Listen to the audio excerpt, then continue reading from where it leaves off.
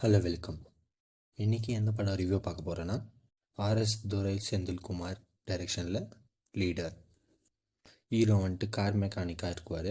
ஹீரோட ஒய்ஃப் வந்துட்டு இறந்துட்டுப்பாங்க. அவங்க பொண்ணு கூட ஒரு நல்ல வாழ்க்கை வாழ்ந்துருப்பாங்க. தூத்துக்குடி ஹார்பரில் ஒரு இல்லீகல் ஆக்டிவிட்டீஸ் எல்லாம் நடக்கும். அப்போது அந்த ஏரியா இன்ஸ்பெக்டர் வந்துட்டு ஆண்ட்ரியா நினச்சிருப்பாங்க.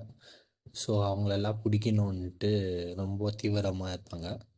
ஸோ அவங்க வந்துட்டு இந்த கதையில் ஹீரோ இந்த பிரச்சனை வந்துடுறாரு. 2 பேரும் சேர்ந்து அப்பா என்ன பண்ணாங்க, அவங்களுக்கு பிடிச்சாங்களா இல்லையா அந்த படத்தோட கதையாக இருக்கும். ஏன்னா இவர் ஹீரோ வந்துட்டு வில்லன் கார் வந்துட்டு இவர் தான் ரெடி பண்ணுறதெல்லாம் இருக்கும். கார் மெக்கானிக்னு சொல்லியிருந்தால ஃபர்ஸ்ட் ஆஃப் பார்த்தீங்கன்னா ஒரு நல்ல ஆக்ஷனாக ஃபிலிமாக இருக்கும். நல்லா பண்ணியிருக்கிறாங்க ஆக்ஷன்ஸ் எல்லாம். செகண்ட் ஆஃப் பார்த்தீங்கன்னா ஒரு ஸ்பை ஆக்ஷனாக இருக்கும். டைரெக்ஷன் பார்த்தீங்கன்னா ரொம்ப நல்லா பண்ணியிருக்கிறாங்க. காமெடி வந்துட்டு ஓகே, சென்டிமெண்ட்டு இன்டர்மிஷன் எல்லாம் ரொம்ப நல்லா பண்ணியிருந்தாங்க. அப்புறமா இந்த இந்த படத்துக்கு செகண்ட் பார்ட் லீட் கொடுத்துருக்குறாங்க. அப்புறமா இந்த படத்தில் மெயினாக ட்விஸ்ட் அண்ட் டர்ன்ஸ் எல்லாம் ரொம்ப நல்லா இருக்குது. செகண்ட் ஆஃப் ட்விஸ்ட்டு தான் ரொம்ப நல்லா இருந்துச்சு.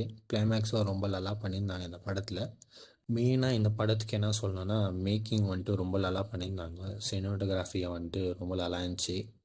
அப்புறம் எடிட்டிங்கும் இந்த படத்துக்கு ரொம்ப எஃபர்ட் போட்டு நல்லா பண்ணியிருக்கிறாங்க. இதே மாதிரி மியூசிக் டைரக்டரும் ரொம்ப நல்லா பண்ணியிருக்கிறாரு. பிஜிஎம் எல்லாம் ரொம்ப நல்லா இருக்குது.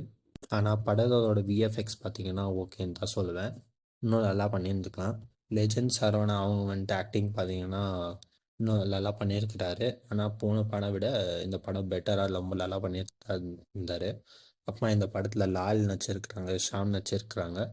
அவங்களும் கொடுத்த கேரக்டர் ரொம்ப நல்லா பண்ணியிருக்கிறாங்க. அப்புறம் சந்தோஷ் பிரதாப் நடிச்சிருக்கிறாரு.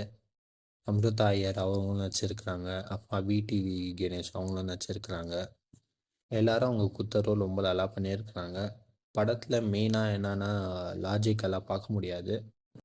லாஜிக் இல்லாமல் தான் இந்த படம் ஓடுது.